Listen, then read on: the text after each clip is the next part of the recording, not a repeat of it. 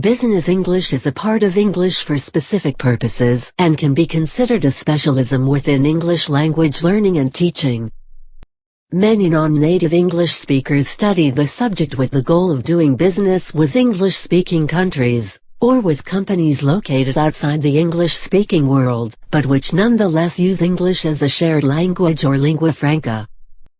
Much of the English communication that takes place within business circles all over the world occurs between non-native speakers. In cases such as these, the object of the exercise is efficient and effective communication. The strict rules of grammar are in such cases sometimes ignored, when, for example, a stressed negotiator's only goal is to reach an agreement as quickly as possible. Business English means different things to different people.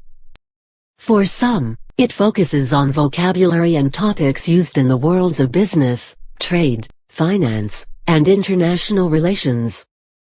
For others, it refers to the communication skills used in the workplace, and focuses on the language and skills needed for typical business communication such as presentations, negotiations, meetings, small talk, socializing, correspondence, report writing, and a systematic approach.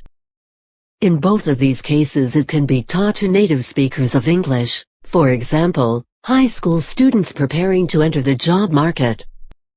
Business English is a variant of international English.